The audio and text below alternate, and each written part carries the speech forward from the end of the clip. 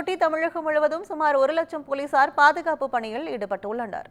நாடு முழுவதும் 76வது குடியரசு தின விழா இன்று கோலாகலமாக கொண்டாடப்படுகிறது.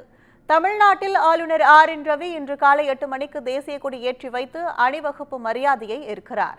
அதற்காக மெரினா கடற்கரை அருகே உழைப்பாளர் சிலை அமைந்துள்ள பகுதியில் அனைத்து ஏற்பாடுகளும் தயார் நிலையில் உள்ளது. தேசிய கொடி ஏற்றப்பட்டதும் இந்திய விமானப்படை ஹெலிகாப்டர் மூலம் தேசிய கொடிக்கு மலர் தூவப்பட உள்ளது. தொடர்ந்து முப்படை வீரர்கள் மற்றும் தமிழ்நாடு காவல்துறையின் அணிவகுப்பு நிகழ்ச்சி மற்றும் மாணவ மாணவிகளின் கலை நிகழ்ச்சிகளும் நடைபெற உள்ளது. முன்னதாக காலை 7:55 மணிக்கு விழா மேடைக்கு வருகை தரும் ஆளுநரை முதலமைச்சர் மு.க.ஸ்டாலின் வரவேற்க உள்ளார்.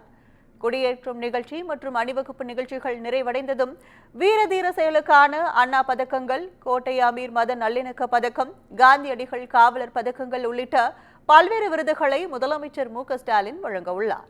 இந்நிலையில் தமிழ்நாடு முழுவதும் சுமார் 1 லட்சம் போலீசார் பாதுகாப்பு பணியில் ஈடுபடுத்தப்பட்டுள்ளனர்.